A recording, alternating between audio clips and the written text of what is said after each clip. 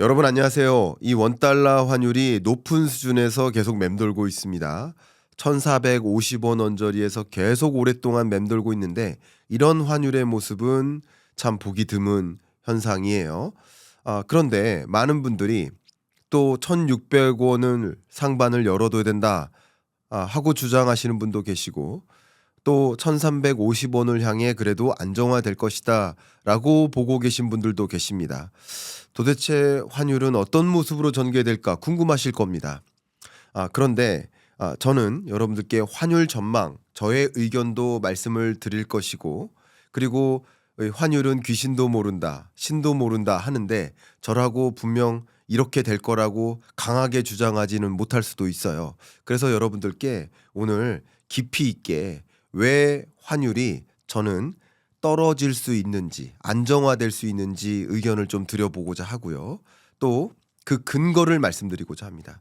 그러니까 환율을 결정짓는 변수가 수십여 가지일 텐데 아마도 어떤 변수를 더 주목하고 그 변수에 무게중심을 둔다면 1,600원으로 갈 수도 있는 것이고 아니다. 오히려 이런 부분을 더 무게중심을 두고 가중치를 부여한다면 1,350원을 향해 갈 수도 있겠죠.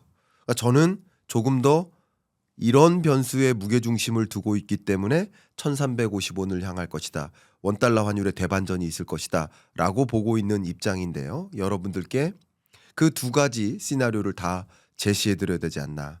그래서 첫 번째 저는 여러분들께 이 원달러 환율의 움직임을 결정짓는 가장 중요한 변수는 유동성 공급 속도다. 그러면 유동성 공급 속도가 어떻게 달라질 것인지 말씀을 드려보도록 하겠습니다. 일단 여러분들께 이미 공유를 해드렸지만 트럼프 대통령이 헤싯 위원장을 커멘트했습니다. 보시는 것처럼 potential Fed chair라는 잠재적인 페드 체어다. 그러니까 차기 연준 의장 가능성이 높은 후보다라고 주목을 했습니다. 굉장히 시장에 파급 영향을 주겠죠. 자, 그러면 실제 페드 체어 후보로서 거론되고 있는 케빈 헤셋, 케빈 워시, 뭐 크리스토퍼 월러, 스캇 베센트 여러 인물 중에 지금 현재 어느 정도로 가능성을 보여주고 있는지 폴리마켓에서의 이 득표율을 좀 보여드리면 보시는 것처럼 케빈 헤셋 위원장이 차기 연준 의장 가능성으로서 대략 73에서 뭐 80% 이상을 왔다 갔다 하고 있습니다. 그러면 아무래도 특히 트럼프 대통령은 26년 연초면 차기 연준 의장을 커멘트한다고 했는데 아마도 케빈 헤셋이 가능성이 제일 높은 거 아닌가라고 가정할 필요가 있겠죠. 그렇기 때문에 이것 자체가 가져다주는 미국의 금리와 국채 금리와 유동성의 흐름 들여다봐야 되겠습니다. 특히 케빈 헤셋 위원장은 제가 자료를 이렇게 제시하고 있는데요. 차기 연준 의장 후보로서 유력한 후보로서 등장했는데 경제학 전문가입니다. 그리고 AEI 연구소 굉장히 유명한 연구소인데요. 이코노미스트 출신이고요. 지금 현재 백악관의 선임 경제 고문이에요. 또 국가경제위원회 백악관 NEC 위원장입니다. 굳이 한국식으로 말씀드리면 대통령실의 경제수석 혹은 지금으로 따지면 대통령실의 정책실장 이 정도 급이라고 볼 수 있을 것 같아요. 근데 이 케빈 헤셋이 그동안 어떤 인물을 존경하냐면 매우 유사한 성향을 갖고 있는 인물인데요. 보시는 것처럼 아서 번스 이분 전 연준 의장을 좀 상대적으로 좀 존경하는 인물로서 거론하고 있는 것 같아요. 근데 이 아서 번스가 어떤 인물이냐? 당시에 연준 의장으로 등장해서 정말 너무 살찐 왕비둘기라는 일종의 그 닉네임이 있어요. 그만큼 금리 인하론자인데 너무 심한 금리 인하론자인 거예요. 그래서 인플레이션이 야기됨에도 불구하고 고용이 더 중요해. 실업률을 안정화시켜야 돼. 그게 미국 경제를 위해서 더 좋은 거야. 라고 생각하면서 오히려 금리 인하를 주창했어요. 근데 당시 대통령 경제 고문이었거든요. 또 백악관 경제자문위원장이었거든요. 그러니까 정확히 비슷한 배경, 백그라운드를 가지고 있습니다. 근데 이분이 금리를 인하할 수 없는 상황인데 인플레이션을 보면 근데도 적극적으로 금리를 인하함으로써 너무 살찐 왕비둘기다, 뭐 하마다, 물먹은 비둘기다, 뭐 이런 종류의 평가를 많이 받고 있고 물가 상승률을 고려했을 때 사실은 금리 인하를 단행하면 안 되는 상황임에도 불구하고 너무나 적극적으로 금리 인하를 단행하면서 오히려 미국 경제를 망쳐놨다. 스태그플레이션을 야기했다. 이렇게 평가를 받고 있는 인물입니다. 여러분께 비교적으로 설명을 드리기 위해서 파월 연준 의장은 어떤 인물인지 가볍게만 설명드리면 여러분 2022년 잭슨홀 미팅 기억하십니까? 그때 한 8분 9분짜리 연설을 하시면서 그 연설의 내용에 정말 많이 주목했는데 우리의 목표는 2% 목표 물가를 이루는 것이다. 2% goal이라는 표현을 강조하면서 여러 차례 커멘트했던 인물이 있는데 그분이 폴 볼커예요. 이 그래프 보시는 것처럼 당시 이 아서 번스가 연준 의장을 맡으면서 거대한 인플레이션을 야기했어요. 여기 그래프 보시는 것처럼 물가 상승률이요. 굉장히 지배적으로 강하게 상승하는 흐름을 여러분 확인하실 수 있죠. 인플레이션을 허용한 거예요. 그리고 실업률은 실업률대로 오르는 거예요. 실업률도 오르고 물가도 문제니까 6%였으니까 이때 금리를 어떻게 해야 돼요? 금리를 인하하면 아무래도 실업률을 낮출 수 있겠지만 물가를 또 자극하겠죠. 그러면서 폴 볼커 연준 의장이 물가 내가 잡겠다.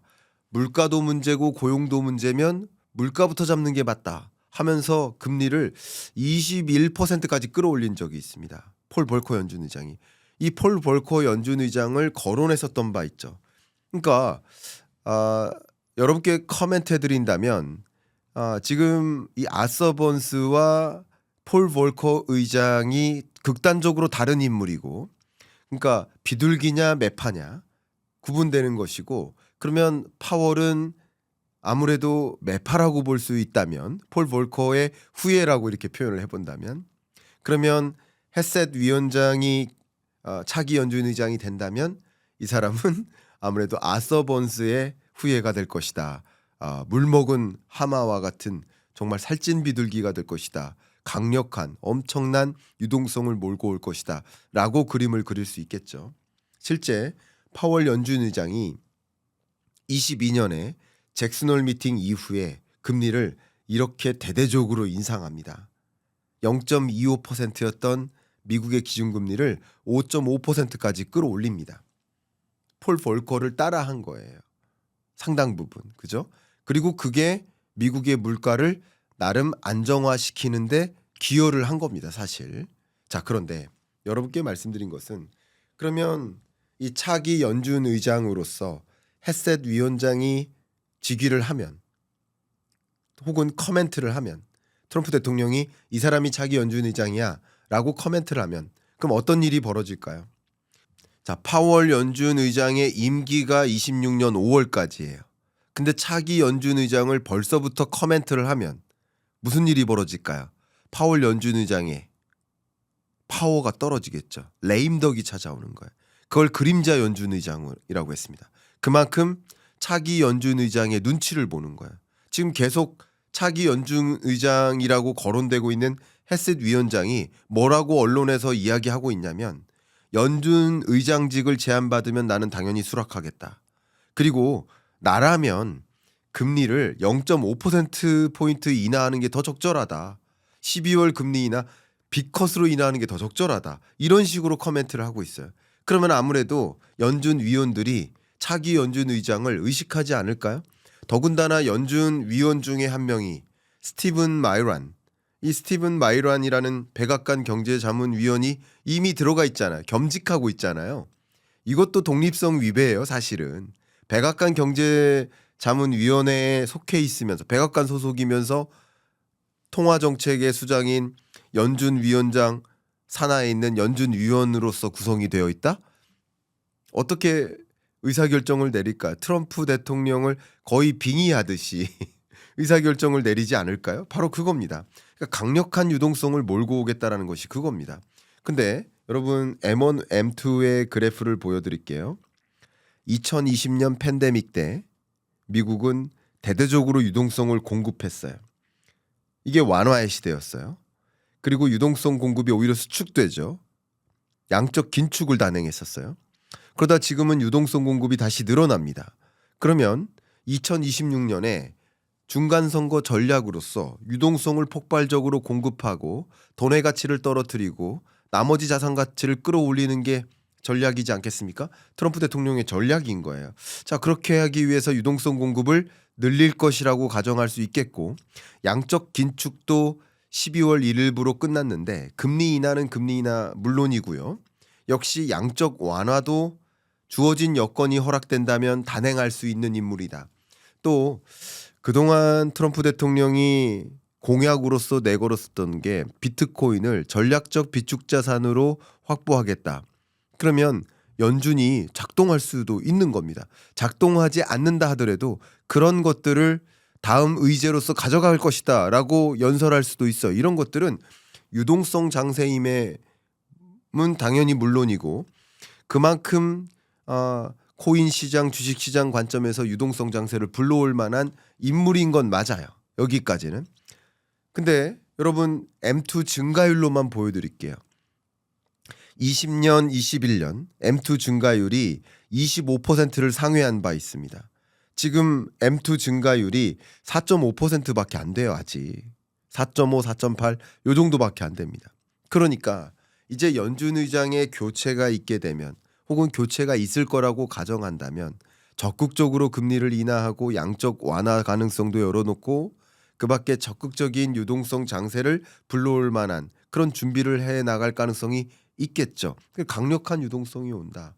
거대한 유동성이 온다라는 말씀을 드렸던 게 바로 그 이유입니다. 그런데 이것은 원달러 환율의 대반전을 가져올 수 있을까? 일단 여러분 재무부 장관 베센트의 발언 한번 보십시오. 일본 금리 인상 필요하다. 엔화 약세 해소가 시급하다. 이것은 그동안 제가 미란 보고서 보여드렸었는데 미란 보고서에 나와 있는 거예요. 마러라고 협정이에요. 이게 일종의 제2의 플라자 합의인 거예요. 1985년의 플라자 합의랑 똑같은 방식으로 이루어지는 것이 아니라 완전히 변형된 방식으로 이렇게 대놓고 언론에다가 이야기하는 거예요. 왜 통화정책에 관여해요? 또 왜 남의 나라 통화정책에 관여해요? 이게 뭐 하는 거예요? 제2의 변형된 형태의 플라자 합의라는 거죠. 일본이 금리 인상하면 봐보세요. 미국의 달러 인덱스를 구성하는 여러 6대 기축통화국들 이 중에 엔화의 파워가 세거든요. 유로화의 파워가 세거든요. 근데 일본이 금리 인상하면 상대적으로 달러의 약세화를 유도할 수 있죠. 미국은 뭐를 원하는 거예요? 달러화의 약세화를 유도하는 거예요. 엔화 약세 적절치 않다. 원화 약세 적절치 않다. 이게 미국의 의식입니다. 그러니까 달러 약세화를 유도해야만 미국에서 가동하고 미국에서 제조하고 미국에서 수출하기 유리한 환경이 마련된다. 바로 그건 거죠. 그러니까 일본도 금리 인상해라. 달러화의 약세화를 유도해야 된다. 그러니까 한번 생각해 보시면 미국은 금리 인하를 적극적으로 추진하는 인물이 등장하는 것이고 일본은 금리 인상을 반영해서 금리 인상을 해나가는 모습이고 이것은 아무래도 적어도 엔화의 강세화를 유도하죠. 엔화의 강세화만으로도 달러화의 약세화를 유도하고 원화가 그대로 있다 하더라도 달러화의 약세화가 유도되는 과정에서 그러니까 달러 인덱스가 떨어지는 과정에서는 원달러 환율은 안정화되는 데 기여할 수 있다. 그러니까 여러 가지 원달러 환율에 영향을 미치는 변수들이 있겠지만 저는 오히려 유동성 공급 속도와 미국의 금리 인하 속도 이것이 더 원달러 환율에 영향을 미치는 변수가 된다. 이렇게 헤싯 위원장의 등장 그 자체가 원달러 환율을 대반전시키는 요인이 될 수 있다라는 것을 여러분께 말씀드려보고자 합니다. 원달러 환율을 결정짓는 변수들이 굉장히 많고 저는 여러분들께 경익남 시그니처 영상 221화 12월 1일 날 올라갔었죠. 원달러 환율이 왜 이렇게 치솟았을까? 원화 약세의 궁극적인 배경 정리해드렸고요. 또 12월 8일 222화 경익남 시그니처 영상 저녁 6시 영상에서는 뭐라고 했냐면 원달러 환율에 대한 전망을 말씀드렸어요. 거기서 보면 더 구체적으로 어떤 변수에 의해서 어떤 것들을 들여다보면 원달러 환율이 이렇게 움직일까를 커멘트를 해드린 거거든요. 오늘은 그 얘기가 중심이 되는 것은 아닙니다. 원달러 환율이 왜 이렇게 움직였나 그리고 어떻게 원달러 환율을 전망할까 그게 궁금한 것인 분들은 경익남 시그니처 영상 221화 222화를 봐주시길 바랍니다. 근데 원달러 환율 대반전 오는가 라는 관점에서 제가 의견을 드리고자 하는 것은 지금까지의 M2 증가율 보세요. 지금 미국은 4.5% 증가율이거든요. 그런데 계속 비교해 드린 것처럼 미국의 M2 증가율이 4.5%라고 한다면 한국의 M2 증가율이 9.1%예요. 그 어떤 나라보다 한국의 유동성 공급 속도가 더 빨랐었단 말이에요. 언제까지? 25년까지는요. 예를 들어서 확장적 재정 정책, 소비 쿠폰, 추경 편성, 또 금리 인하 이런 것들도 한국의 유동성 공급 속도가 더 빨랐었단 말이에요. 그런데 이제 2026년을 가정한다면 한국의 유동성 공급 속도가 완전히 줄어들지는 않겠지만 미국의 유동성 공급 속도가 더 높아질 여지가 있다. 금리 인하 속도도 더 빨라질 여지가 있다. 이런 것을 생각해 본다면 미국의 통화 정책, 유동성 공급 속도 그 흐름은 완전히 원달러 환율을 대반전시킬 수 있다. 뭐 그렇다고 해서 제가 그동안 말씀드렸던 것처럼 이 원달러 환율이 뭐 1,100원을 향해 내려간다는 뜻은 아닙니다. 계속 강달러 뉴노멀이라고 말씀드렸죠. 원달러 환율을 고려한다면. 왜 그렇게 말씀드려요? 떨어져 봐야 1,350원이고 보통은 1,450원 선에서 멈돌 것이고 그리고 안 좋게 또 전개되면 다른 요소들이 더 주목이 된다면 1,600원을 향해 갈 수도 있는 것인데 저는 더 무게중심을 두는 것은 M2 증가율의 차이인 거예요. 그래서 향후에는 미국의 유동성 공급 속도가 더 빨라질 것이다. 여기에 유동성 공급 속도에 기여하는 것은 지금 스테이블 코인도 제도적 장치를 입법하는 것은 25년에 있었지만 이게 발효되지 않았어요.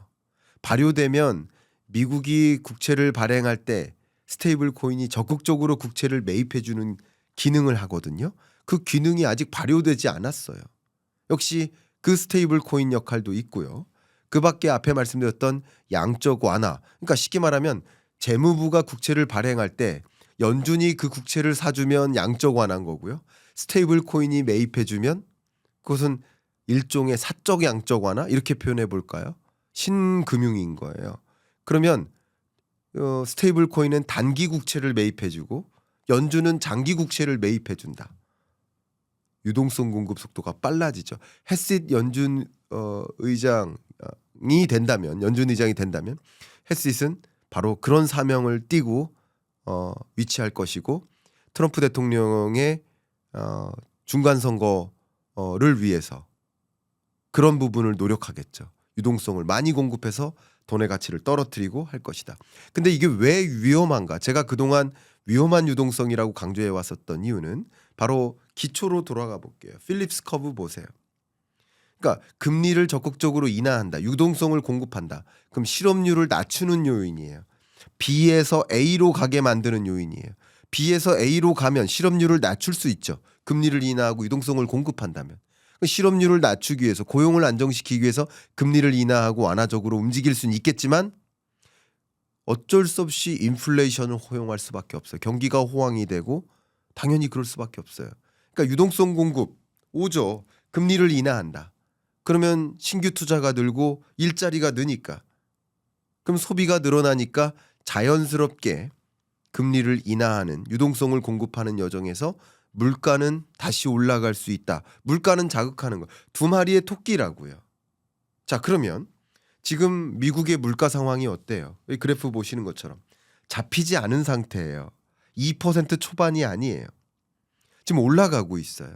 3%에 가까워요. 근데 이런 상황 하에서 적극적인 금리 인하와 유동성 공급은 물가를 추가적으로 자극하겠죠. 그럼 어떤 일이 있겠습니까? 기준금리는 채권금리에서 단기금리를 영향을 줘요. 단기금리를 떨어뜨려요. 근데 인플레이션이 더 촉발된다라고 한다면 장기 국채 금리를 끌어올리는 영향이 되겠죠. 바로 이겁니다.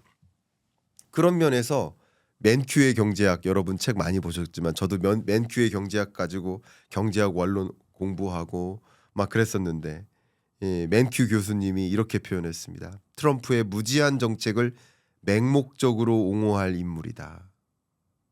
헤셋 위원장에 대해서 연준의 정치적 독립성이 우려된다. 그러니까 이렇게 정치적 독립성을 완전히 무시한 채 거의 트럼프 대통령의 말을 들어가면서 금리나 뭐 물가 상황 안 보면서 금리를 적극적으로 인하한다면, 이 자료 보시는 것처럼 그런 독립성을 훼손하는 그런 통화 정책 기조는 단기 금리는 떨어뜨리고 장기 금리를 끌어올리는 거죠. 단기 금리는 기준 금리와 그리고 장기 금리는 오히려 인플레이션과 맞물려서 돌아가요. 이렇게 벌어지는 현상이 뭐예요? 스티프닝 현상이죠.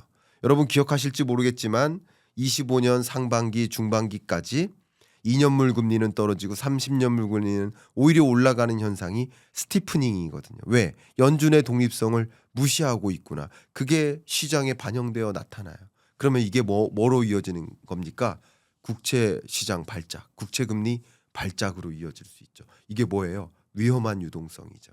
금리를 적극적으로 인하해서 유동성 장세를 몰고 오지만 그게 인플레를 만약에 자극할 것으로 우려가 된다면 오히려 장기 금리는 안 떨어지고 올라가는 현상, 그러니까 위험한 유동성이에요. 그러니까 유동성 장세는 시장에 좋으나 위험한 장기 국채 금리 발작이나 인플레이션 발작이나 이런 현상들이 있을 때마다 한 번씩 조정을 거칠 수밖에 없겠다. 이렇게 여러분 가정하시면 어떨까요? 이렇게 고환율이 장기화되면 우리 경제에 어떤 영향을 미칠까? 물론 이 외환 시장에 대한 점검과 이 환율에 영향을 미치는 변수를 고려했을 때 이 환율이 1,600원 상방도 열려 있다라고 주장하시는 분들도 많이 계시고, 적어도 1,400원대 중반에서 계속 맴돌 가능성이 굉장히 높다. 여러분 그래프 보시는 것처럼 IMF 외환위기 때나 글로벌 금융위기 때는 그냥 한번 피크 찍고 다시 제자리로 돌아오는 모습이에요. 그동안 역사 동안에 평균 환율이 1,100원이었어요. 근데 아예 1,400원대로 올라와서 그냥 안 떨어지고 있는 모습이지 않습니까? 그러면 앞으로의 환율은 어떻게 전개될까? 여러분들이 궁금해하시는 것들 굉장히 많으실 텐데, 앞에 1편에서는 제가 환율 전망을 말씀드렸어요. 근데 저의 전망 말고요. 환율은 귀신도 모른다, 신도 모른다 이런 표현이 있듯이 정말 1,400원대에서 계속 맴돌고 혹은 1,600원을 향해 계속 지속된다면 그러면 우리 경제에 어떤 영향을 미칠지를 들여다볼 필요도 있다고 생각합니다. 그런 부분을 지금부터 하나하나 말씀드려 보도록 하겠습니다. 일단 강달러가 지속된다, 원달러 환율이 높게 지속된다, 굉장히 좋아하는 경제 주체들이 있어요. 주로 누구예요? 기업들이죠. 수출 기업들. 근데 우리나라의 경제 구조를 보면 뭐 딱히 그런 것은 아닙니다. 중소기업들도 수출을 많이 합니다. 정말 1인 기업도 수출 많이 합니다. 저도 잘 알고 지내는 한 형님도 1인 기업인데 그 굉장히 하이테크 필름인데 그 필름 수출로 무역협회에서 코트라에서 수상도 하고 계세요. 반드시 그런 것이라는 것은 아닙니다. 그러나 우리나라의 경제 구조를 그려다 보면 기본적으로 중소기업, 소상공인들이 수입의 역할을 하고요. 그리고 그 수입 원자재, 목재나 이런 원자재를 수입한 다음에 그걸 일부 가공해서 중소기업이나 대기업에게 공급하는 방식이에요. 그러니까 대기업들은 결국 이 중소기업들이 수입해서 제공받은 물건 혹은 중소기업이 수입해서 일부 일정 부분 가공한 부품을 도입해서 완제품을 만들어서 세계 주요국에게 수출하는 구조인 거잖아요. 그러니까 굳이 따지면 수출 기업은 대기업일 가능성이 높아요. 그 수출액을 가지고 봐도 절대적인 비중이 반도체고 자동차고 스마트폰이고 자동차 부품이고 다 뭐예요? 대기업들이 만들어내는 이런 수출 주력 수출 품목들이 다 이런 것들이잖아요. 그래서 이 강달러가 지속되면 당연히 수출 기업은 웃을 수 있어요. 오히려 감사하죠. 정말 감사해야 합니다. 손을 치켜듭니다. 좀 비슷한 모습이 뭐냐면 여행업이에요. 여행업도 사실 여행 수지로 보면 많은 해외 관광객이 우리나라로 온다. 그럼 여행 서비스의 수출이거든요. 그거 자체가. 그리고 우리나라 국민들이 해외로 여행 간다. 그럼 여행 서비스의 수입인 겁니다. 그럼 이게 여행 서비스 수지를 결정짓는 것인데 당연히 원화 가치가 떨어지면 한국을 찾는 관광객들이 많아져요. 근데 원화 가치가 떨어지면 다른 나라 또 달러 가치가 상대적으로 높으면 해외 여행 가기 어렵죠. 여러분 유학 보낸 부모님들은 더 그런 것을 절감하시지 않습니까? 환율이 높다 보니까 더 많은 돈을 모아서 전해줘야 되는 거죠. 쉽게 말하면. 바로 이런 거예요. 그러니까 수출기업, 대기업에게는 유리해요. 그래프 보시는 것처럼 지금 강달러가 지속되는 과정에서 정말 이 수출 실적은 굉장히 높게 유지되고 있습니다. 그러니까 수출 기업은 좋은 거예요. 근데 문제는 뭐냐? 수입 기업이 문제죠. 중소기업이 문제라고요. 저도 예를 들면 우리나라에 있는 여러 지역별 상공회의소들이 있고 그럼 상공회의소에서 CEO 조찬 세미나 이런 것들을 많이 해서 저도 많이 여러분들 찾아뵙고 있는데 이 중소기업 대표님들은 정말 고개를 못 듭니다. 너무 힘들어서요. 제가 정말 너무 힘들다고 말씀드리겠습니다. 이렇게 고환율이 더 지속됐다간 나 그냥 비즈니스 못하겠다. 목재를 사와요. 그리고 목재를 일부 가공해서 공급을 해요. 가구 회사에 예를 들면. 목재가 건설사에도 들어가죠. 그럼 이런 건설사나 이런 회사에 들어갈 때 대기업들이 뭐라고 할까요? 가격 올리지 말라고 하죠. 그리고 1년 동안의 공급 계약이라는 게 있어요. 1년 동안의 공급 계약이 이미 있는데 환율이 올라갔다고 해서 이렇게는 공급을 못 해요. 가격 올려서 공급할 수밖에 없어요. 라고 할 수 있습니까? 공급 계약이라는 게 있는데. 그럼 그 공급 계약을 철회시킬 수 있어요? 그러면 이 중소기업들은 뭐 먹고 살아요? 그러니까 공급업체와 수요업체 간에 공급 계약이 장기 계약으로 되어 있기 때문에 이 상황 하에서 고환율이 더 지속됐다간 기존 계약했을 때의 환율과 기존에 계약할 때는 예를 들어 환율이 1,300원이에요. 근데 지금 환율은 1,460원이에요. 그러면 사실 이게 수익이 안 남아요. 수익이 안 남아도 수입해다가 공급할 수밖에 없어요. 이 중소기업들이 굉장히 힘듭니다. 우리 중소기업들이 얼마나 힘든지 여러분 원유 가격은 떨어지는데 휘발유 가격은 오르는 현상. 이게 바로 가장 대표적으로 여러분이 체감하시는 거 아니겠습니까? 그래프 한번 보십시오. 국제 유가는 추세적으로 계속 떨어지고 있어요. 국제 유가가 이렇게 떨어지는 이유는 뭘까요? 원유의 초과 공급이 야기되고 있어요. EIA의 전망, IEA의 전망. 그러니까 EIA는 미국의 에너지청이에요. 그리고 IEA는 OECD의 산하기구예요. 그러니까 저는 IEA 회의 같은 데 많이 다녀봤는데 이 IEA 회의 가보면 정말 산유국들과 회의할 때 보면 이 원유 초과 공급이 얼마나 절실한지 이야기를 들어요. 원유 가격이 떨어져요. 그러면 초과 공급을 더 합니다. 왜요? 먹고 살려고요. 원유 가격이 떨어져요. 그러면 그 나라를 운영하는데 원유에 의존해서 나라를 운영하는데 원유 가격이 떨어지면 그러면 수출 규모가 쪼그라들겠죠. 그럼 벌어들이는 돈이 쪼그라드니까 그 나라 경제가 어려워요. 그러면 뭘 해야 돼요? 원유 가격이 떨어져도 더 많이 수출해야 되는 거예요. 더 많이 공급해야 되는 거예요. 아이러니죠. 그러니까 지금 원유 초과 공급이에요. 25년, 26년 경기가 안 좋고 제가 그동안 계속 말씀드렸던 것처럼 경기 판단하셔야 되는데 저성장 고착화다 보니까 원유 수요는 얼마 없어요. 근데 원유의 초과 공급이 이루어져요. 그러니까 원유 가격은 계속 떨어지는 겁니다. 국제 유가는 떨어지는데 여러분 휘발유 가격은 어때요? 너무나 비싸죠. 바로 그겁니다.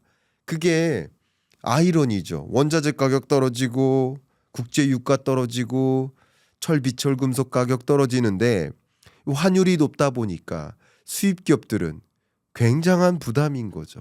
얼마나 부담인지 여러분들이 체감하실 수 있을지 모르겠습니다. 체감시켜 드리고자 이렇게 말씀을 드리는데 양극화죠. 대기업과 중소기업의 양극화. 또 이렇게 고환율이 오랫동안 지속되면 누구에게 더 힘들까요? 이게 물가를 자극할 거 아니에요. 고환율이 지속된다면 수입 물가를 자극해요. 물론 방금 말씀드렸던 것처럼 원자재나 이런 가격들이 다 떨어지니까 그냥 달러를 주고 산다면 그 수입 물가가 자극될 리가 없지만 달러를 주고 사잖아요. 근데 원화 기준의 이 수입 물가를 계산하면 당연히 더 많은 원화를 주고 사오는 개념이 되는 거예요. 더 많은 원화를 줘야 해당 물건을 수입하는 구조인 거예요. 환율 때문에 수입 물가가 자극이 돼요. 그럼 수입 물가가 자극이 되면 생산자 물가를 자극시키고 이것은 또 소비자 물가를 자극시켜요. 그러니까 고환율이 지속된다면 이 물가를 자극하니까 이것은 당연히 누구에게 더 힘들까요? 여러분 그래프 한번 보세요. 지난 25년 8월 기준의 우리나라의 물가 상승률 전망치예요. 한국은행의 전망치입니다.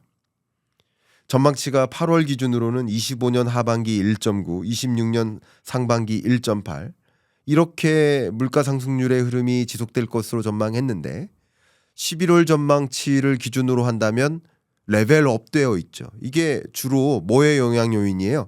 환율의 요인이에요. 더구나 원자재 가격, 국제 유가는 더 떨어졌는데 그럼에도 불구하고 이 고환율이 지속되다 보니까 물가를 추가적으로 자극하는 거죠. 근데 이 물가를 자극하면 이게 누구에게 더 힘들까? 제가 그래프 한번 보여드립니다. 이게 소비 성향을 보여주는데 소비 성향은 뭐냐면 쉽게 말씀드리면 여러분 소득이 있잖아요. 소득 중에 얼마만큼을 지출할까의 문제. 우리 PD님은 소득 중에 얼마만큼을 지출하세요. 근데 저소득층일수록 소득 중에서 많은 소비 지출을 하지 않겠어요? 비중으로 따지면. 예를 들면 극단적으로 고소득층은 벌어들이는 월 소득이 예를 들어서 1,000만 원이에요. 200만 원을 지출한다고요. 한 달에. 근데 저소득층은 월 벌어들이는 돈이 100만 원이에요. 그런데도 100만 원을 지출해야 되는 거예요. 생계 유지를 위해서. 그러니까 지출액으로 보면 고소득층이 절대적으로 많지만 지출 비중으로 보면 저소득층일수록 높아요. 자료 보여드리겠습니다. 우리나라 1분위 저소득층부터 10분위 고소득층까지 소비 성향, 그게 바로 소비 성향의 개념이에요. 근데 1분위는 195%죠. 2분위는 106%예요. 이게 뭘 뜻할까요? 1분위, 2분위는 소득액이 내가 벌어들인 소득, 처분 가능 소득이 100만 원인데 195만 원을 소비 지출하는 거예요. 빚에 의존해서. 2분위도 마찬가지. 근데 3분위부터는 소득 월액의 87%만큼 지출하고 나머지 13%는 저축을 한다든가 투자를 한다든가 이런 거예요. 그러니까 결국 물가가 자극된다면 어쩔 수 없이 소비 지출을 해야 되는 필수재적 소비만 집중되어 있는 저소득층에게 더 충격이 오죠. 고소득층의 경우에는 휘발유 가격이 올라도 그게 덜 충격인 거예요. 휘발유 예를 들어서 고소득층이라고 주유를 더 많이 하나요? 도로 운행하는 운행량은 비슷할 것 아니에요. 운수업자가 아니라고 했을 때. 그러면 고소득층은 유류 소비가 예를 들어서 10만 원이다가 20만 원으로 증액돼요. 부담되죠. 근데 저소득층도 10만 원이다가 20만 원으로 증액돼요. 근데 누구에게 더 힘들까요? 그러니까 그게 바로 소비 성향이에요. 저소득층에게 힘든 거예요. 그러니까 고환율이 지속되면 이게 물가를 자극하고 저소득층에게 더 유독 힘든 영향 요인을 주다 보니까 고환율이 지속되면 서민이 힘들어지는 겁니다. 아까 말씀드렸던 것처럼. 그리고 대기업들은 좋죠. 성과급 연말에 성과급 파티합니다. 제가 거짓말이 아닙니다. SK 하이닉스 제가 얼마라고 저 표현을 안 하겠지만 성과급 파티합니다. 본봉만큼의 성과급을 받아요. 자동차 회사, 현대차 성과급 파티한다고요. 근데 중소기업들은요. 중소기업 자체가 어려운데 중소기업 직원들은 어떨까? 그러니까 지금 뭐예요? 대기업 직원과 중소기업 직원은 상대적으로 고소득층의 비중과 저소득층의 비중이 나뉘어져 있을 거 아니에요. 이런 식으로 고환율이 지속되면 누구에게 힘든가? 저소득층에게 더 힘든 거예요. 저소득층일수록 힘든 거예요.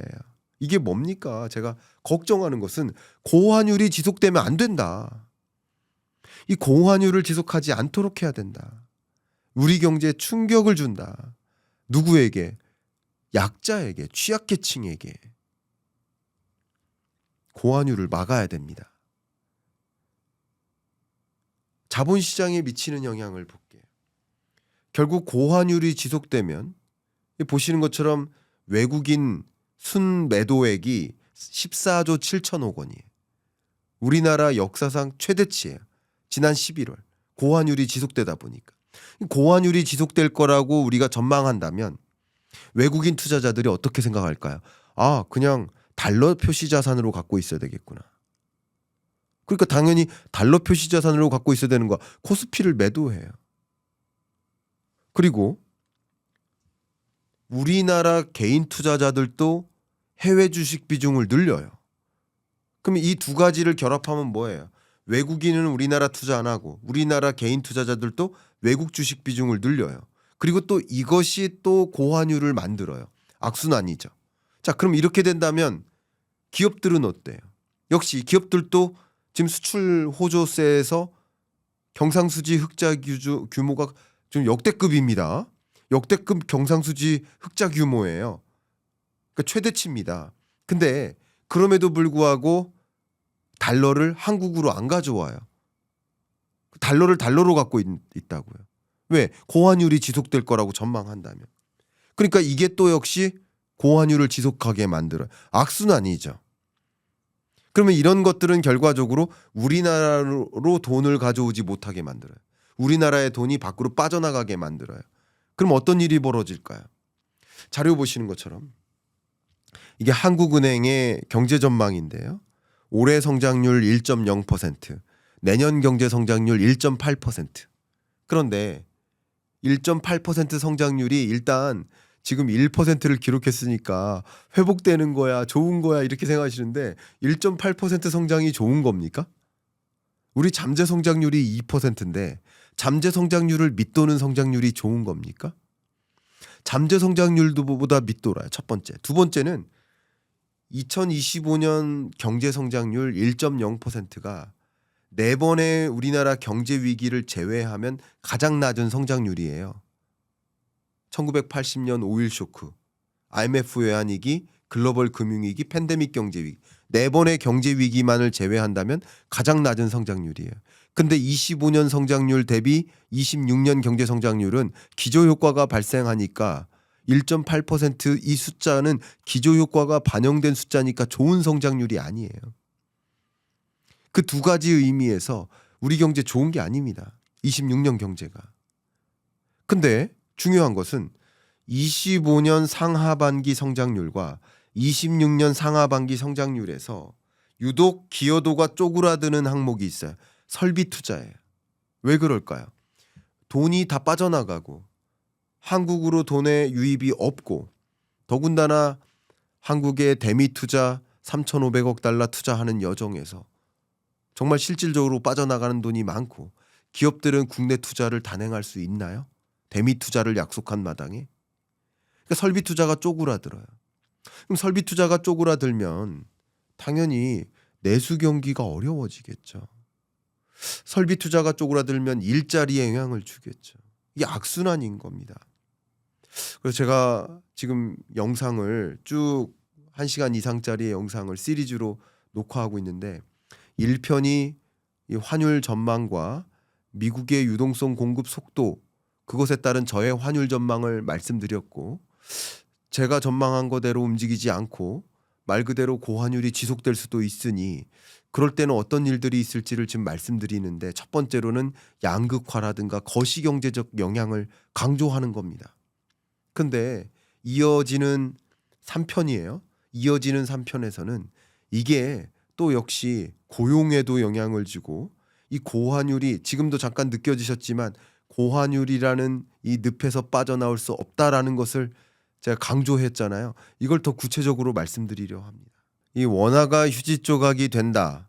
소위 말하는 고환율이 지속되고 있다라는 거죠. 이것저것 많이 올랐잖아요, 올해. 주가도 올랐고요. 집값도 올랐고요. 금값도 올랐고요. 전반적으로 여러 자산 포트폴리오가 전반적으로 올랐잖아요. 그렇다는 얘기는 더 많은 돈을 주고 이런 자산 포트폴리오와 바꿔야 된다라는 뜻이잖아요. 예를 들면 삼성전자가 5만 원일 때는 5만 원 주고 삼성전자 주식 하나를 바꿨지만, 삼성전자 주식이 10만 원이라고 한다면 2배를 주고 삼성전자 주식을 바꾸는 거잖아요. 그만큼 어떤 일이 벌어진 거예요? 돈의 가치가 쪼그라든 거예요. 원화 가치가 휴지 조각이 된 거예요. 그런데 지금의 이 강달러가 지속되면서 원달러 환율이 높게 유지되면서 유독 한국 돈의 가치가 쪼그라든 겁니다. 원화 가치가 유독 휴지 조각이 된 겁니다. 이해 가셨죠? 세계적으로 자산 가치가 올랐고 주가가 올랐고 금 가격이 올랐으니까 세계적으로 돈의 가치의 레벨이 떨어진 건데, 돈의 가치가 떨어진 건데, 이걸 저는 디베이스먼트라고 여러 번 설명드렸죠. 디베이스먼트 이펙트가 발휘됐는데 여기서 유독 원화 가치가 더 떨어진 거예요. 그러니까 원화 가치가 휴지 조각이 된 겁니다. 그럼 그렇게 본다면 우리는 이런 원화 가치가 휴지 조각이 되고 그렇게 되면 우리 경제에 어떤 영향을 미칠까? 이 고환율이 더 지속되면 되는 걸까? 하는 걱정을 하실 수가 있겠죠. 국제적으로 보면 같은 원화를 가지고, 예를 들어 같은 100만 원을 가지고 해외여행을 갈 수 있었다가 못 가게 되는 거죠. 원화 가치가 더 쪼그라든 거죠. 국제적으로 비교를 해보면. 바로 그런 말씀을 드린 겁니다. 여러 차례 말씀드렸지만 지금의 원달러 환율의 흐름은 1450원대에서 떨어지지 않고 있기 때문에, 이게 고환율이 더 지속되면 어떤 일이 벌어질까 하는 걱정, 궁금증 갖고 계시죠? 말씀 공식적으로 좀 드려보도록 하겠습니다. 제가 앞에서 어떤 말씀 드렸냐면, 이 원달러 환율이 장기화되면, 이 고환율이 지속되면 이게 거시경제적으로 영향을 준다. 왜냐하면 돈이 다 빠져나가는 거거든요. 고환율이 지속되면 우리나라 개인만 투자하는 게 아니고, 기관만 투자하는 게 아니고, 우리 세계 70억 인구 중에 우리는 5천만밖에 안 되는 거예요. 근데 그 많은 나머지 인구들이 원화 자산, 원화 표시 자산을 선호하지 않는 거예요. 달러 표시 자산을 선호하는 거예요. 그리고 우리나라 국민들도 당연히 달러 표시 자산을 선호하게 될 수밖에 없어요. 이 고환율이 지속될 거라고 생각한다면. 그러니까 이 고환율이 지속되게 되면 돈이 빠져나가는 거예요. 돈이 빠져나가니까 또 그게 고환율을 지속하게 만드는 거예요. 굉장히 무섭습니다. 이 고환율이라는 늪에 빠지게 만드는 거예요. 거시경제에 미치는 영향, 이거 정말 충격적인 겁니다. 한번 자료를 보여드리면서 말씀을 드리도록 하겠습니다. 25년 상하반기에 지출 부문별 기여도를 보면 25년 성장률이 1%고 26년 성장률이 1.8% 한국은행은 전망하고 있는데, 그 1.8%에 기여하는 것의 일부가 설비 투자예요. 그럼 기업들이 신규 투자를 안 한다는 얘기예요. 설비 투자가 쪼그라들어서 회복되지 않고 있다는 뜻이에요. 그러면 어떤 영향을 미칠까? 당장 설비 투자가 위축된다. 고용이 악화되겠죠. 제가 항상 말씀드리지만 고용은 투자의 함수다. 기업들이 신규 투자를 늘릴 때, 기업들이 공장 설비를 더 늘릴 때, 서비스 기업들이 랩탑을 사고 책상을 살 때 신규 일자리가 만들어지는 거예요. 이해가셨죠? 그러니까 신규 투자를 단행할 때 신규 일자리가 발생하는 거예요. 신규 투자가 있어야만 일자리가 생겨나는데, 그런 신규 투자가 더 위축이 된다. 그러면 고용은 더 악화되겠죠. 여러분 그래프 보십시오. 우리나라의 취업자 증감을 보십시오. 취업자의 증가 속도가 많이 둔화됐죠. 구조적으로도 지금 둔화되고 있습니다.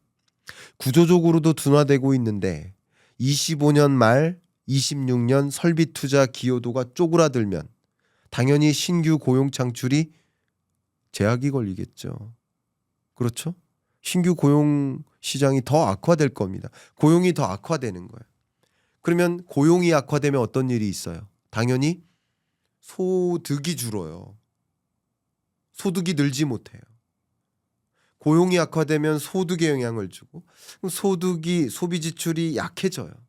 그럼 민간 소비도 더 약해지죠. 근데 앞에 말씀드렸던 것처럼 투자와 소비 이 둘 다 약해지는 구조예요. 투자 더하기 소비가 뭘까요? 그게 내수예요. 그러니까 우리나라 경제를 굳이 GDP를 환산해 보면 일부가 내수고 그리고 일부가 수출인 거예요. 그러면 내수 더하기 수출 이 각각의 기여도가 있다면 그 기여도의 높이가 성장률인 거예요. 그래프 보시면 25년 상하반기 지금 수출 중심으로 우리 경제가 나름 하반기에 반등한 거예요. 근데 26년 경제 한국은행의 전망입니다. 한국은행은 내수가 회복될 거라고 지금 전제하고 있는 거예요. 여러분 기억하십니까? 24년에 25년 경제 전망치를 제가 한국은행의 전망치를 보여드리면서 그때 25년 경제가 24년보다 나름 회복될 수 있어라고 전망한 그 전망치에 대해서 내수의 기여도가 이렇게 높을 수 있냐 쪼그라들 것이다 라고 말씀드렸는데 그때 기여도가 완전히 쪼그라드는 거예요 이게. 근데 지금도 한국은행이 26년 성장률 전망치를 1.8%로 제시하고 있는데 그 1.8%를 만드는 기여도가 뭐냐. 상하반기에 내수가 뒷받침된다는 거예요. 그러면 특히 고환율이 지속될 거라고 한다면 내수가 뒷받침될 수 있습니까? 더군다나 대미 투자를 3,500억 달러 약속한 마당에 기업들이 미국에서 가서 공장 짓고 설비 투자 늘리고 하는 과정에서 국내 설비 투자를 또 늘려요? 그게 논리적으로 가능한 시나리오인가요? 그러니까 구조적으로도 우리 경제가 내수 기반이 약화될 거고 신규 투자가 위축될 것이라고 보고 있고 그런데 여기에 고환율이 정말 말 그대로 지속될 거라고 한다면 내수 경기는 더 악화가 될 거라는 거고 1.8% 성장치는 굉장히 희망사항에 해당될 수 있겠다라는 걱정이 됩니다. 제가 우리 한국은행 총재님을 초대해서 토론을 한번 해보고 싶습니다. 제 채널에 경인남과 토론합시다 채널이 시리즈가 있으니까 꼭 초대해서 토론을 해보고 싶어요. 이 부분은 어떻게 생각하시냐고 정말 여쭤보고 싶습니다. 우리 구윤철 경제부총리께서도 다녀가셨는데 우리 이창용 총재께서도 한번 다녀오시면 어떨까요? 제가 한번 메일을 드리든가 해보겠습니다. 아주 걱정돼서 그렇습니다. 그러니까 제가 지금 말씀드리는 것은 고환율이 지속되면 내수 경기가 더 악화된다라는 것을 말씀드려요. 그냥 제가 이렇게 전망하는 것 자체를 싫어하지는 마시고요. 왜 이렇게 본다라는 논리가 분명히 있으니까 그 논리가 뭔가 결함이 있거나 부족한 부분이 있다면 그렇다면 그 부분을 그 논리를 공격을 해주시길 바랍니다. 댓글로서 그 전망 자체를 동의하지 않는다, 동의한다라고 하지 마시고요. 그리고 제가 지금 3편째 녹화를 하고 있어요. 제가 앞서 1편에서는 저의 환율 전망을 제시했어요. 저는 고환율이 지속될 거라고 전망하지는 않아요. 1350원을 향해 내려갈 거라고 보고 있어요. 그렇죠? 그런데 그거 말고요. 그럼에도 불구하고 고환율이 지속될 거라고 한다면 우리 경제에 어떤 영향이 있을지를 제가 들여다보는 과정인 겁니다. 자, 근데 이렇게 되면 어떤 일이 벌어질까? 또 내수가 위축되니까 내수 회복을 위해 노력하겠죠. 제가 개인적으로 강연을 가면 손을 들어보시라고 해요. 소비 쿠폰에 동의한다, 반대한다. 손 들어보시라고 정말 합니다. 그러면 정말 반반이에요, 반반. 반대하는 사람, 동의하는 사람.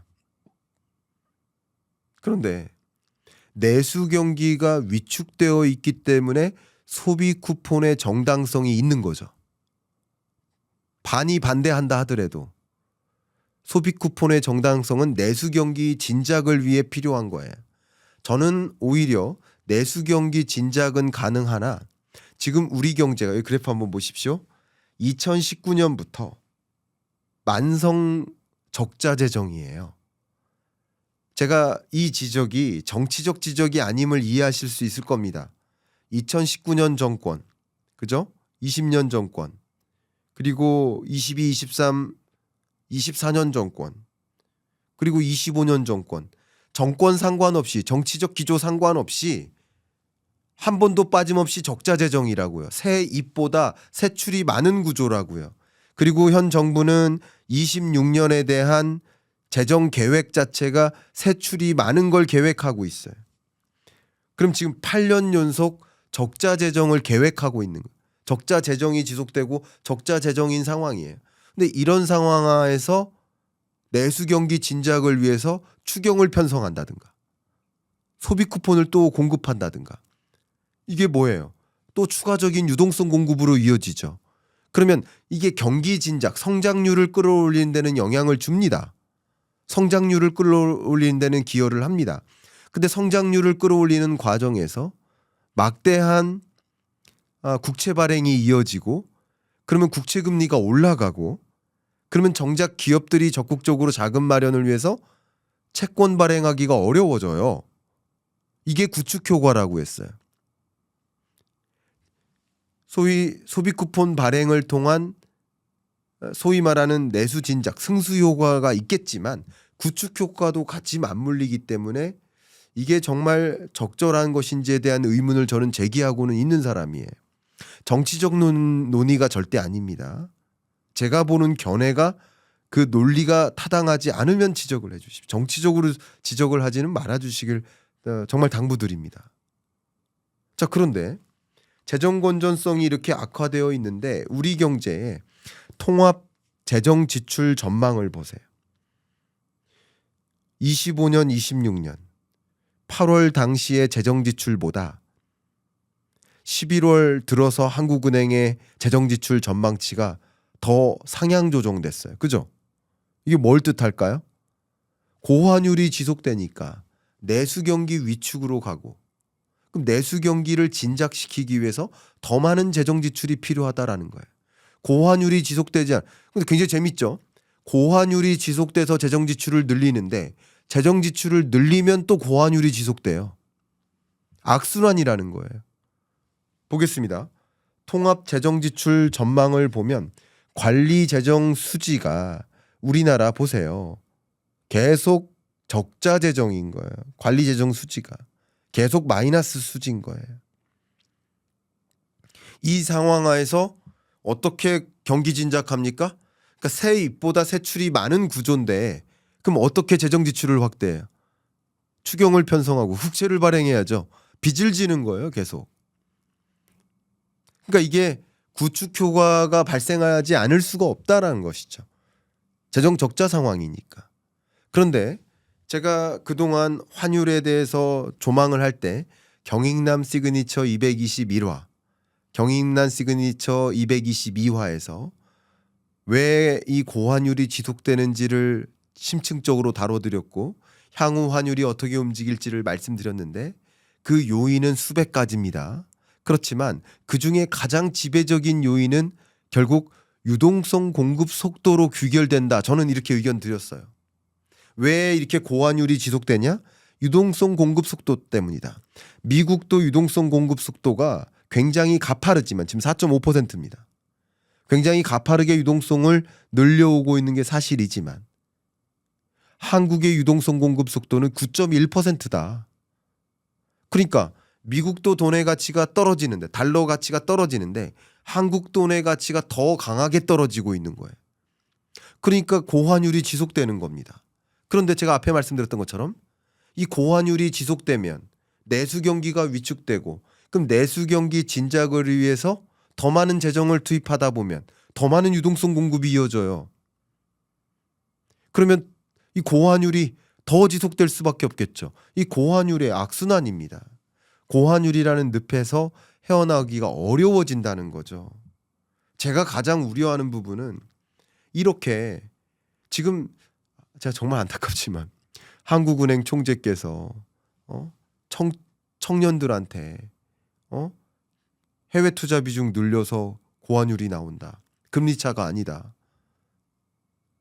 어떻게 그런 표현을 할 수가 있습니까? 여러분, 청년이 환율 안정을 만드는 주체입니까? 청년은 지금 일자리도 없고 자산 가치는 폭발적으로 상승하고 이 소득 가지고는 나는 집을 못 사네 하는 절박한 심정으로 더 높은 수익을 영위하기 위해서 해외 주식 비중을 늘리는 거예요. 그것으로 인해서 일정 부분 고환율을 야기하는 데 기여할 수 있습니다. 기여한다고 봅니다. 그러나 그것 때문에 고환율이 지속된다라고 표현할 수 있냐는 거죠. 수백 가지 요인 중에 하나겠지만.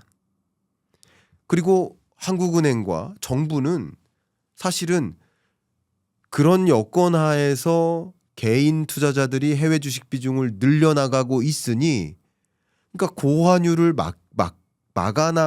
막아내야겠다라는 정책 대응을 해야 되는 거죠. 그러면 많은 분들이 그럼 어떻게 해야 됩니까? 라고 얘기하는데 유동성 공급 속도를 줄여야죠.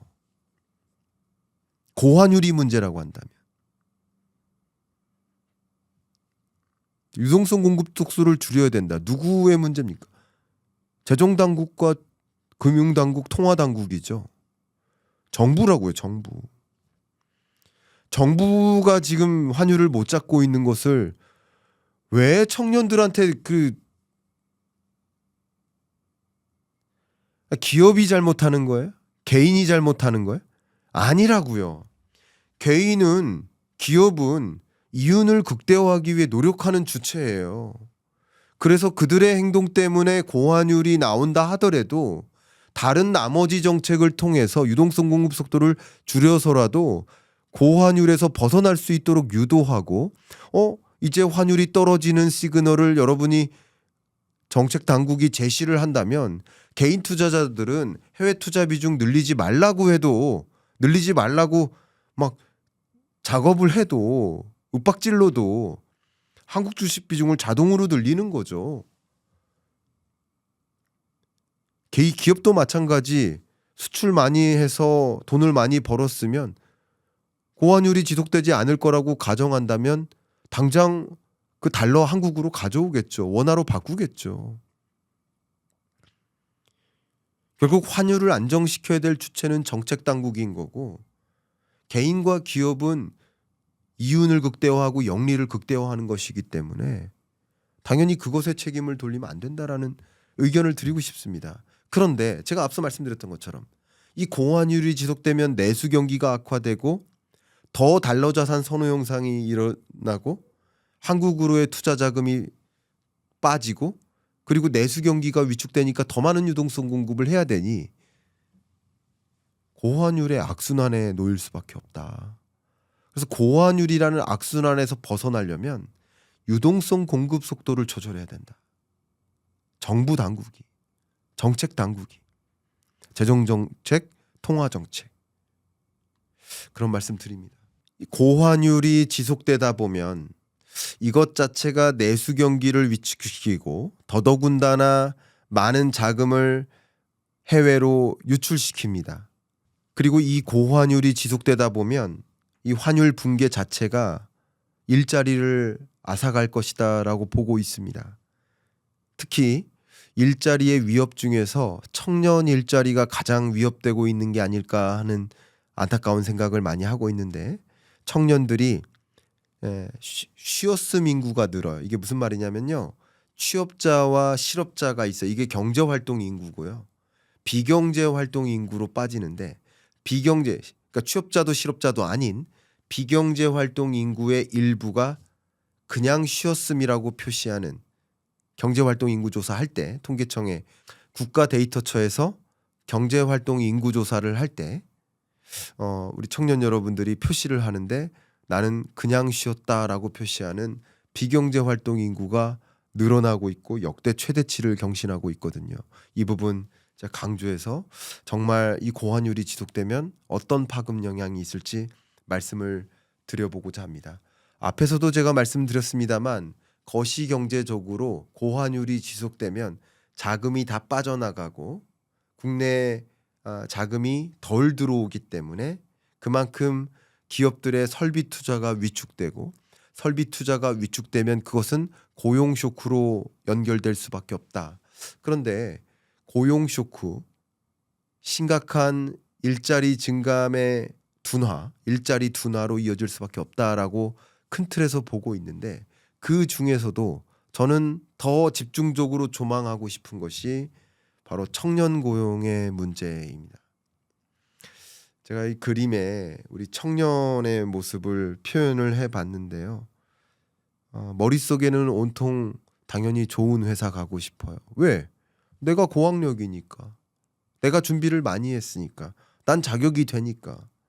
그래서 좋은 회사를 가기 위해서 채용 사이트를 뒤지고 이력서를 보내고 면접을 보고 합니다만 그 채용의 문턱이 굉장히 높아서 어려움을 느끼고 계신 청년분들이 많이 계십니다. 일종의 미스매치예요. 일자리가 없는 것이 아니라 청년이 원하는 일자리가 부족한 거예요. 그런데 가끔 제가 책임 있는 의사결정자들, 정책 당국에 계신 분들을 만나다 보면 이런 상황하에서 이 청년 고용의 문제는 분명 미스매치니까 그 미스매치를 해결하는 방법이 뭐예요? 청년들의 눈높이를 낮춰라. 이게 말이 됩니까? 청년들의 눈높이는 여기 있고 공급되는 일자리의 질은 이만큼 있으면 청년들에게 일자리 수준이 떨어져 있으니까 눈높이를 낮춰라. 정말 안타깝습니다. 일자리를 높여라가 되죠. 정책 당국의 고민은 청년들의 눈높이에 맞지 않는 일자리만 많으니 정책적인 수단을 가동해서 일자리의 눈높이에 맞게 일자리의 질을 올려라 하는 게 정책이어야지 청년들에게 일자리의 눈높이를 낮춰라. 정말 그게 책임 있는 자들의 표현입니까? 저 말이 안 나오네. 좀 안타깝습니다. 그런데 제가 객관적으로 데이터를 보여드리면서 말씀드리겠습니다. 이제 곧 졸업 시즌이잖아요. 졸업식에 제가 참석을 해보면 학생들이 어깨가 많이 처져 있어요. 근데 어깨가 처져 있는 이유가 당연히 졸업하고 나면 취업자가 되는 게 아니라 대학을 졸업하면 사회 진입을 해야 되는데 사회 진입을 못하니까 어깨가 처져 있는 거예요. 가끔 기분 좋아하는 청년들이 있는데 인턴십 나는 됐어 하는 거죠. 근데 더 중요한 것은 청년 인구 규모가 줄어들고 있는 겁니다. 자료 한번 보시면 인구 감소가 이어지고 있죠. 근데 인구 감소가 이어지고 있지만 보세요. 2020년에서 25년, 2030년, 35년, 40년, 50년까지 인구 감소는 이어지고 있지만 유독 청년 인구의 감소 속도가 더 빨라요. 그러니까 청년이 차지하는 비중이 줄어들어요. 그래서 앞으로 전체 인구에서 청년이 보기 드물어지는 거 점점. 여기서 청년의 개념은 국가 데이터처에서 규정하는 만 15세에서 29세까지를 가리킵니다. 그러니까 만 30세인데 나 청년이에요 이렇게 하시면 안 됩니다. 통계청 정의상 국가 데이터처라고 이름을 바꿨죠. 국가 데이터처의 정의상 청년은 만 29세 이하예요. 청년이 줄어들고 있어요. 청년이 귀해지는 거예요. 그런데 이것은 인구 구조입니다. 마이너리티로 전략한다고요. 근데 인구 구조 말고요. 취업자 구조로 보아도요. 이 그래프 보십시오. 전체 약 2,700만 취업자 중에 전체 취업자 중에 청년이 차지하는 비중이 줄어요.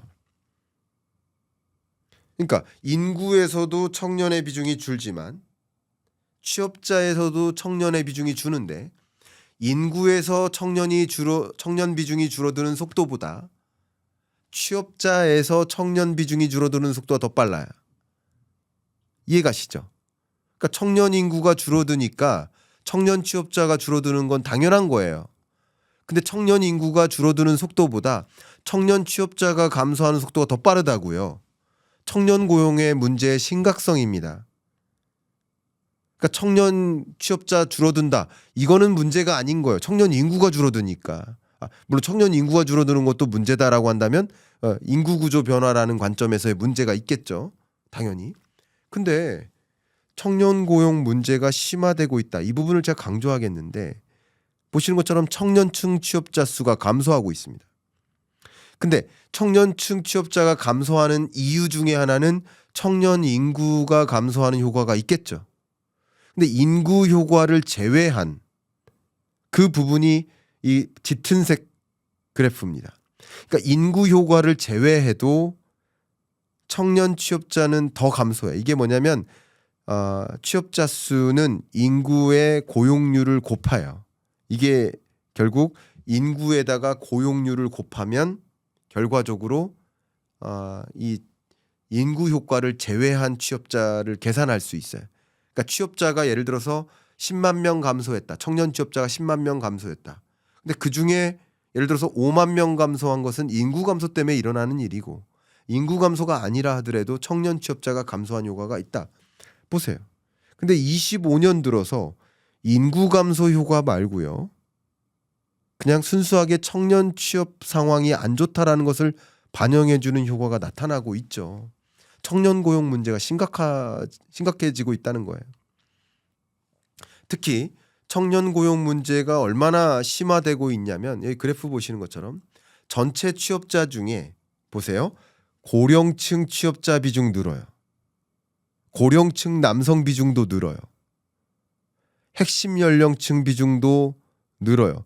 여기 핵심 연령층이 30세에서 59세까지를 가리킵니다. 핵심 연령층도 늘어요.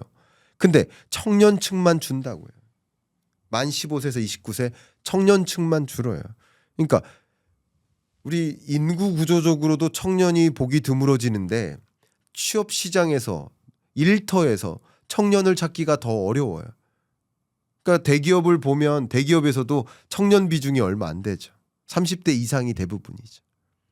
자, 근데 더 중요한 것은 지금 청년 취업자가 줄어드는데 실업자의 형태로만 는다면 청년 실업률이 는다면 실업률이 는다는 실업자의 정의 제가 시간이 충분하지 않아서 충분히 설명 못 드리지만 실업자의 정의가 지금 구직 활동을 하고 있는 자예요.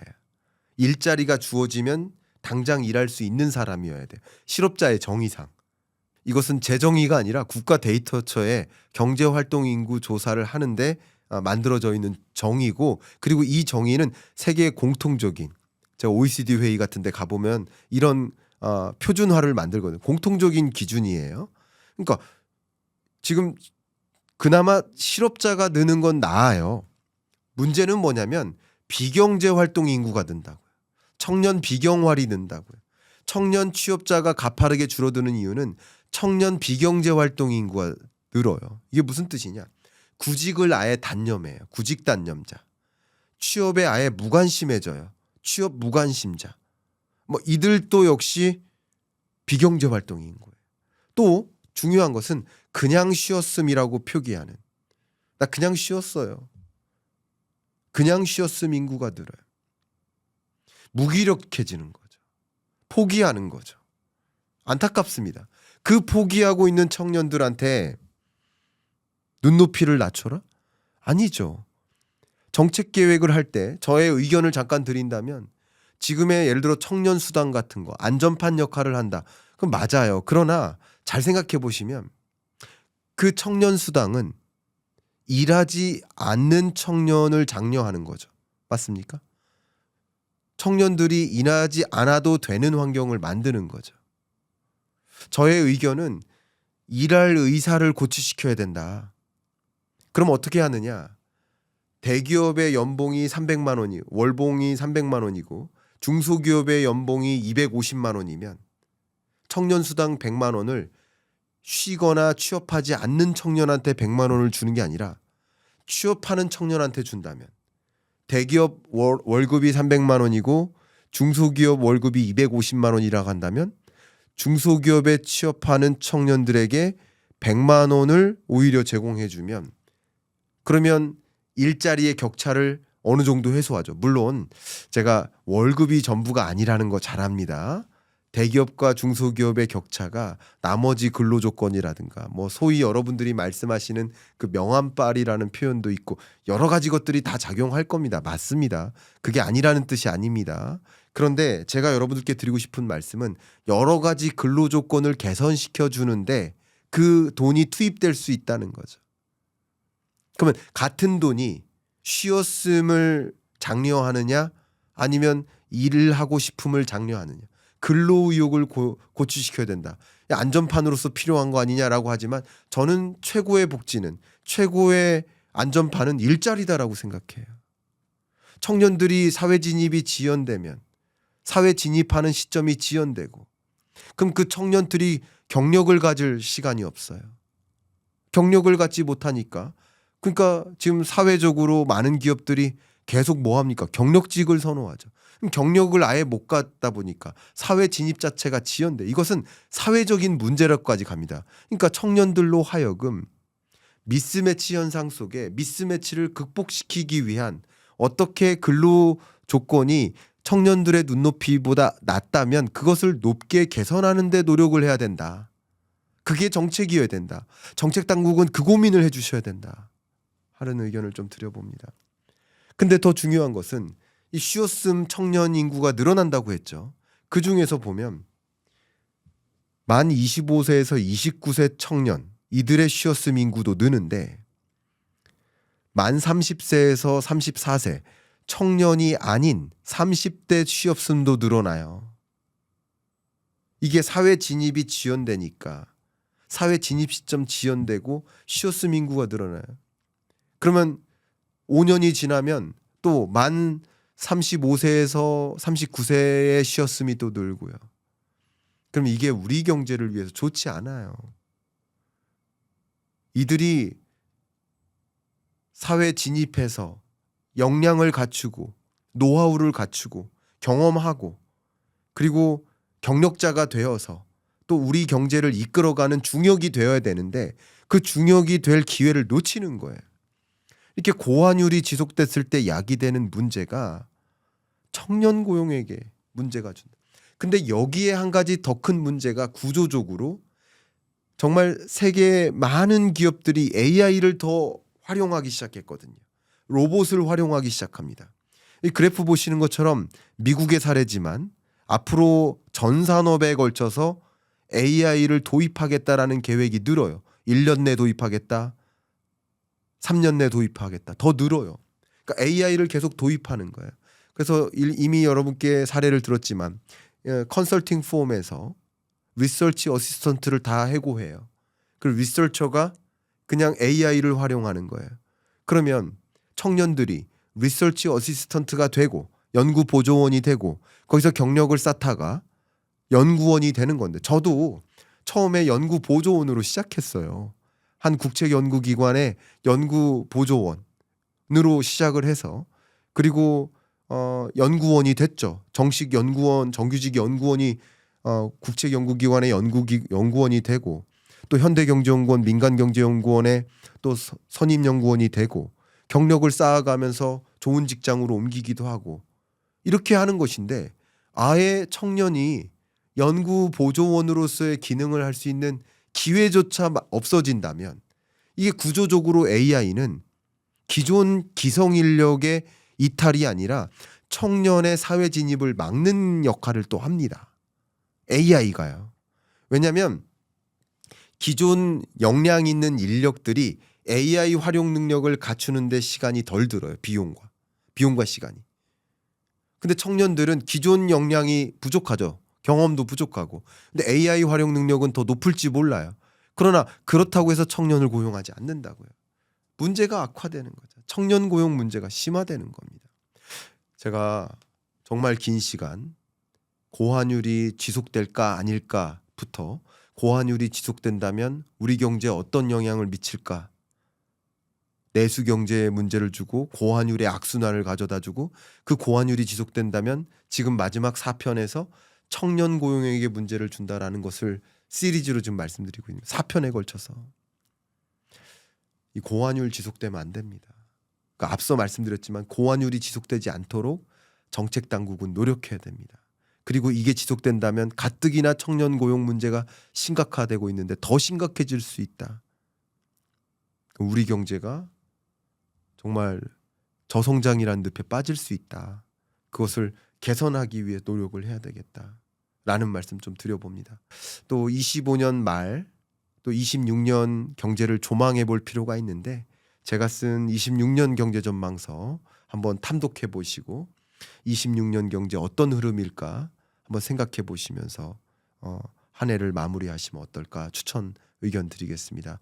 도움 되셨길 바라고 여러분들께서 이 환율과 거시경제와 고용에 이르기까지 어떤 영향을 미치는지 1편부터 지금의 4편까지 이 이야기가 도움이 되셨길 바라는 마음 담아서 마무리하겠습니다. 감사합니다.